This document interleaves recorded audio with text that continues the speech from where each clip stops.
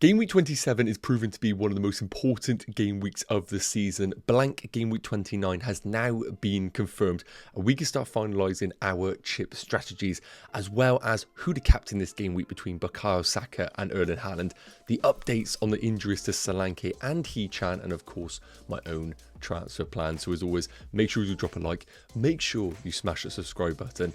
Enough chatting, let's get into today's video. So as always, a quick update on how I got on in game week 26. I ended up scoring 55 net points after taking a -4, and it was the tiniest red arrow from 108k to 110k. So I'm not too fussed about that, but it feels like there were a lot of points left out there. The double Arsenal clean sheet going early was killer, and also some poor performances to the new man Hee Chan and Dominic Solanke.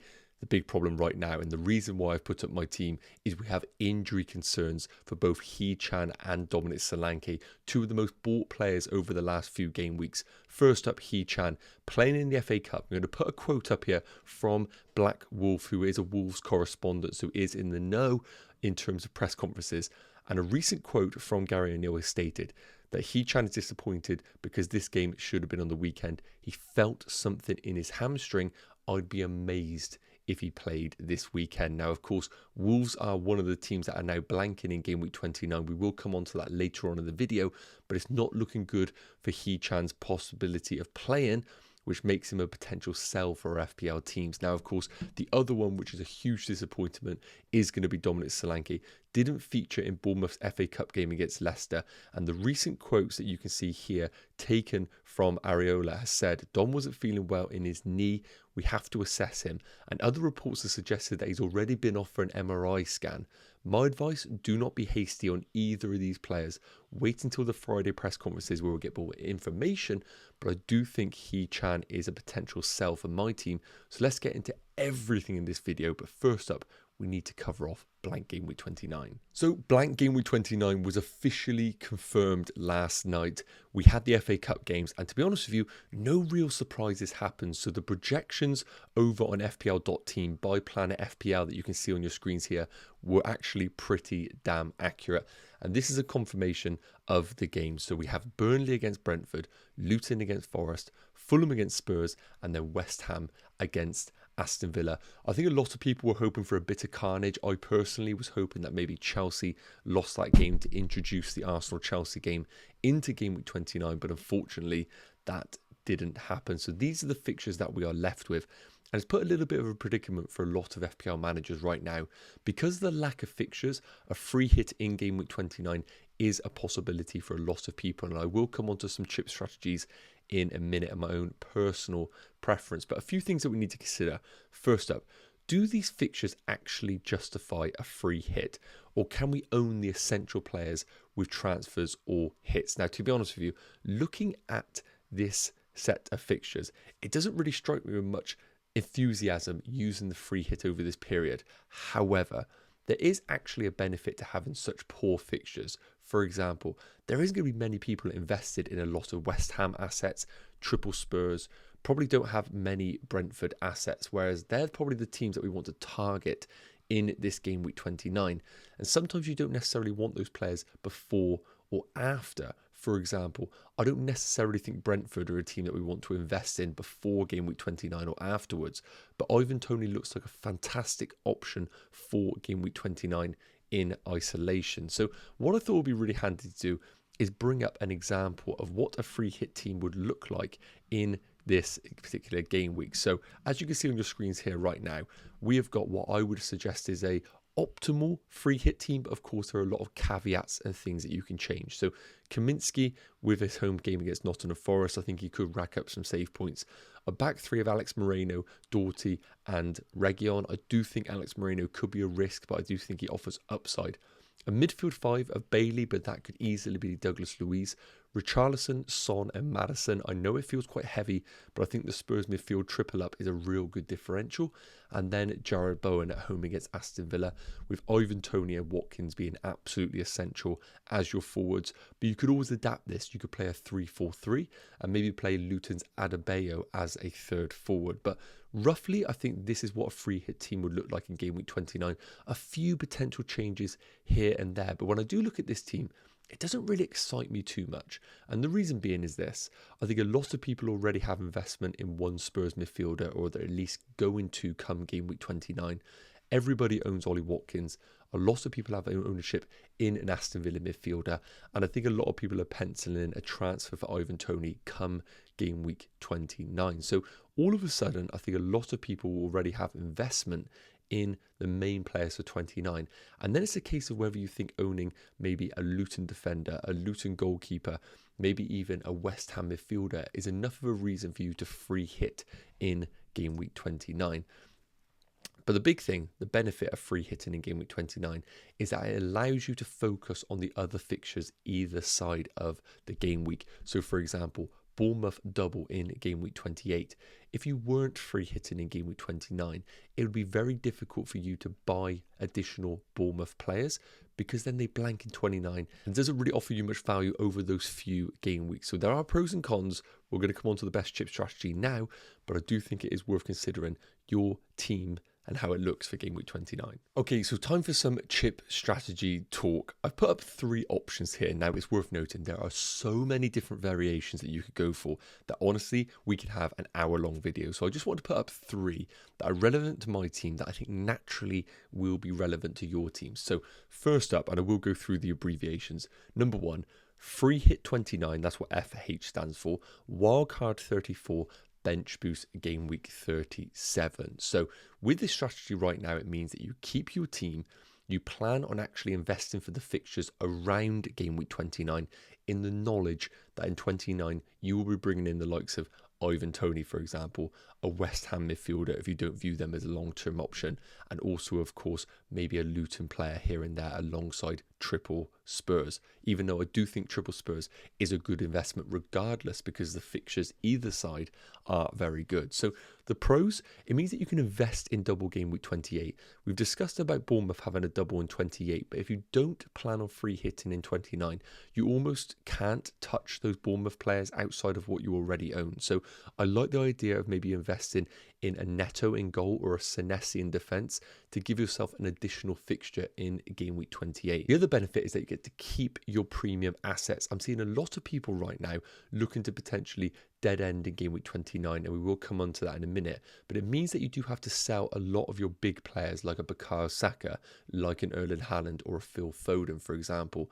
And while you could then maybe bring them back later down the line, it does mean that you're selling a lot of value built up in those players that you're going to want to buy back in 1 or 2 game weeks time at a much higher price. So we do need to consider that. But I do think this strategy is probably the easiest to navigate this game week. It means you don't have to worry about game week 29. You focus on the fixtures in front of us, and then you wildcard in game week 34, with that being a potential small blank and double game week. And what I do like about this as well is that in previous strategies that we discussed, you're wildcarding a lot earlier, meaning that the gap between your wildcard and your bench boost could be massive.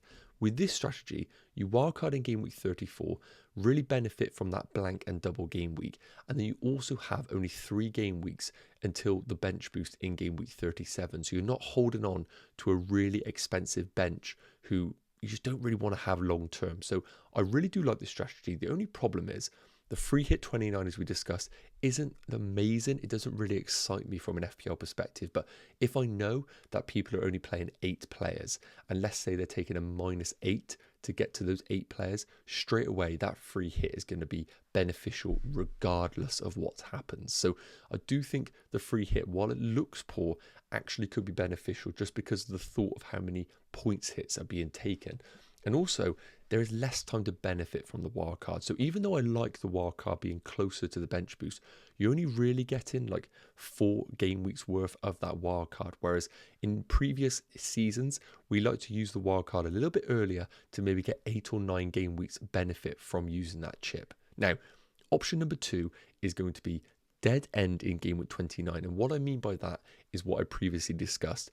Taking points hits to be able to field a team in game week 29 without using your free hit. You then wildcard in game week 30 or 31, depending on how your team looks, because you're naturally going to end up selling the likes of Erling Haaland in game week 28, or 29. You're going to want them back eventually. So wildcarding in game week 30 or 31, and what I do like about that is that's when the fixture change starts to turn for the likes of Liverpool. So you can easily go for maybe a Salah, Darwin Núñez double up. Whereas if you're wildcarding in game week 34, it might be a bit more difficult to invest in those Liverpool assets. You then free hit in game week 34, which means that you can really benefit from that awkward game week of blanks and doubles, and then bench boost in game week 37. So a couple of pros. The free hit in game week 34 looks better, but again, that is totally kind of the way that you view the benefit of a free hit. And you also get to own the core players in game week 29. It will come at a cost for a lot of people, but you can, with maybe a -8, already have Tony, Watkins, Bowen, Richarlison, Son, and all of a sudden I look at it and think, I've got all the ones that I really want to own. How badly is the likes of Reguilon or maybe somebody like a Doughty going to hurt my overall rank? Now, of course, there are negatives with this. First and foremost, you can't invest in double game week 28. So if you are going down this strategy of dead ending in game week 29, you are fully focused on buying players that are basically featuring in that blank. And that doesn't include Bournemouth. So if you don't have Solanke and he's confirmed fit, you can't really go and buy him alongside the likes of Neto or Senesi as defensive options. It also means that a point hit's going to be required, as I mentioned. You could be in a luxury position where your team's looking incredible and you can get to a decent team with free transfers. But for a lot of people, it is going to be a case of needing to use points hits to get yourself to maybe 8 or 9 players. And that is, of course, a bit of an issue as well. But 2, I really do like, because it means that we can use our chips later on in the season and really get a strong finish. One that I'm opting for right now, but I will come on to that later on in the video. Last up, option 3, you wildcard in this week or in game week 28. You then free hit in game week 34 and you bench boost in game week 37. Now, why would you wildcard in this game week? Well, I think 27 isn't necessarily the most optimal time because, of course, if you're wildcarding in this week or next, you, of course, aren't free hitting in game week 29, or I imagine you aren't. So having Man City players for game week 27 isn't really ideal because they blank in game week 39. So I do think the wildcard in game week 28 is actually the time to do so. Main reason being is because Man City play against Liverpool. That feels like a good time to come off Man City if you want to. So you wildcard over that period. You pile up on Bournemouth assets as well as Luton assets to navigate game week 29.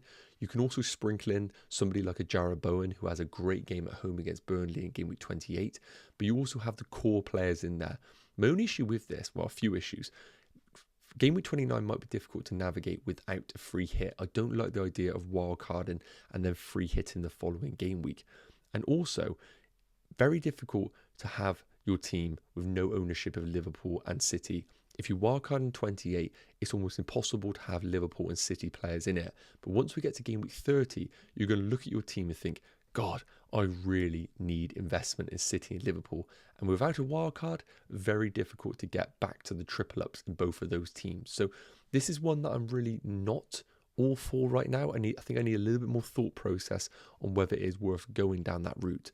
But of the chip strategies, I do think if you can do number 2, it is the most beneficial because the free hit in game week 29, while it will prove beneficial, I think there are better times to use it. So let me know your thoughts in the comments and which one you're opting for. Okay, so hopefully that's a decent amount of game week 29 covered off. We do actually need to look at game week 27 because, of course, for my team, I need to plan on exactly what I want to do. And a player that I am planning on potentially bringing in is going to be Spurs' Son. And that's only because of that recent information from Hee Chan, who looks like he could be a massive doubt for the weekend. When I do look at it, if he is a doubt for the weekend, and knowing that he blanks in game week 29, and the plan of currently trying to dead end in game week 29 with a wildcard in 30 or 31, I need to bring in a player that features in game week 29 that also has great fixtures beforehand. And that man is going to be Spurs' Son. Now, of course, there are other options at Spurs. Richarlison, Maddison, Kulusevski and Son. And what I wanted to do here, courtesy of Fantasy Football Fix, is bring up what the touch heat maps look like for Son when all of the players are on the field and when he is playing as a number 9. Because as of right now, Spurs have been a little bit inconsistent. And Son, since the Asian Cup, has been playing on the left wing with Richarlison down the middle, Kulusevski off the right and Maddison in the number 10. And if we're seeing Son playing off the left, we're not seeing the best version of Son. Now, of course, Spurs have had 2 weeks off. We're going to get no idea of what kind of formation or strategy Ange is going for. But I wanted to give you a bit of an idea on what you are investing in if it continues down this route. So first up, this is the touch heat map for Son once everybody is on the field with him. It's a really cool graphic. And you can see he is predominantly out on that left touchline, getting a few touches in the box from that left-hand side. But when we compare that to the far graphic, that is him on the field without Richarlison. So the assumption is that Son is playing as the number 9, and you can see he is touching it exactly where we want him to. In and around the 18-yard box, plenty of opportunities for scoring. And that is summed up in the underlying numbers. I'm going to put them on your screens here so you can check them out. But 0.33 goals per 90. Those are the numbers for Son when he's on the field with all of the other players. When we compare that for when he's on the field without Richarlison, you can see his goals per 90 at 0.83 is unbelievable. His XG per 90 at 0.48 compared to 0.3 with all of the other players. You can already see the theme here. When he is playing as the number 9, his goal threat is massively better than when he is put out on that left wing to accommodate Richarlison as the number 9. Now, of course, when he is on that left-hand side, his creativity is a little bit more. You can see that with the XA 0.35 compared to 0.22 of that when he is playing as the forward. So there is a bit of a worry that he continues playing on the left wing and we see his goal threat massively reduce week in, week out. But for me, I look at it, if I was a manager, my best goal scorer, not getting many shots or goal scoring opportunities, I think eventually I would like to change that.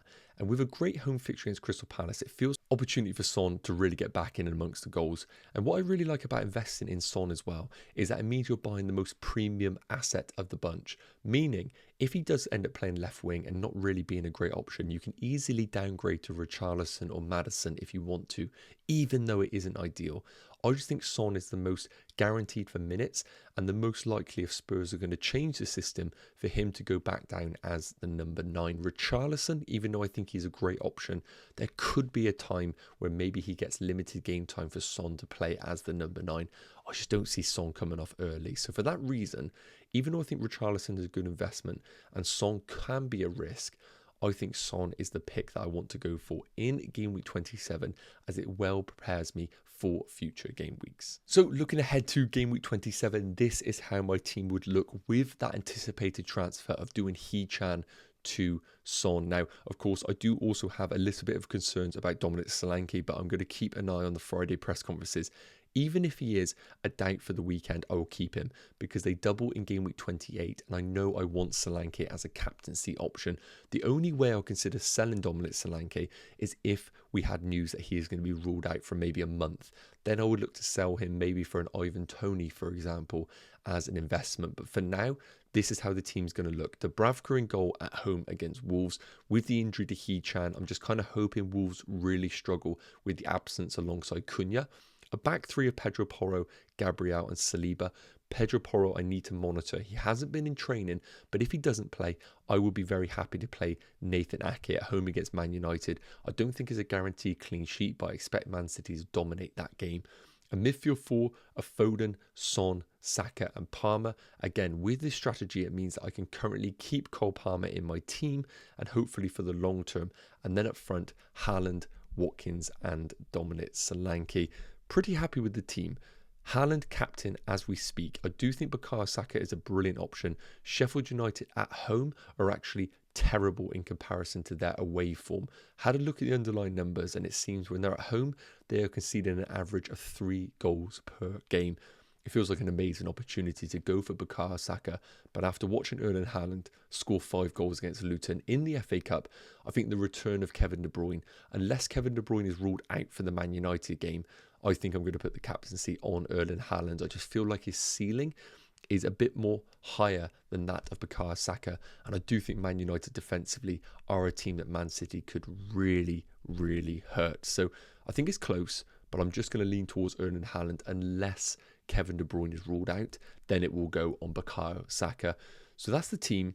Plans to Hee Chan to Son with captaincy on Haaland. I'm going to quickly go through how my team would look for the upcoming game weeks with the strategy of dead ending in game week 29 to wildcard in 30 or 31. So here are my long-term plans with the strategy of dead ending in game week 29 and wildcarding in game week 30 or 31 with a free hit in 34 and a bench boost in 37. Of course, lots can change, but at the time of recording, that is my current strategy. Now, shout out to FPL team for the planner here. It is fantastic. So here's how my team is looking right now with the assumption that Dominic Solanke is available. Now, the plan is to sell Hee Chan for Son. So he will come in, giving me 3.4 million left in the bank. And I'd be happy to roll out this team knowing that I have the ownership of the players that I want, of course. And Ake would come in for Solanke.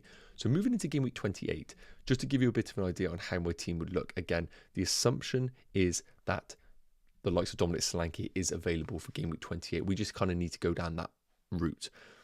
I would love to get Bournemouth into this team, but because of my strategy of dead ending in game week 29, I can't really go there. But a player that I can invest in who also doubles is going to be Luton's Doughty. So Doughty would come in, and to give you a bit of an idea, game week 28, he has Palace away, Bournemouth away, and of course the confirmed fixture of Nottingham Forest at home.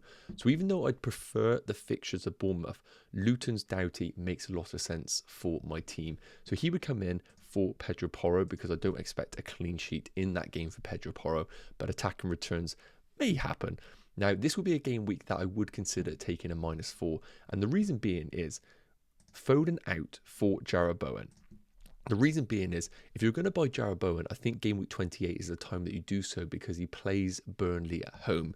And of course, looking at the fixtures, they then have Aston Villa at home. And after that, we don't really need to worry about it because the strategy would be to wildcard. So this is how the team would look with that -4.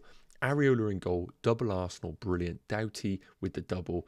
A midfield 4 which looks ideal, and a front 3 with the assumption that Solanke is going to be fit. So that is how the team would look, and I'm pretty content with that with a -4.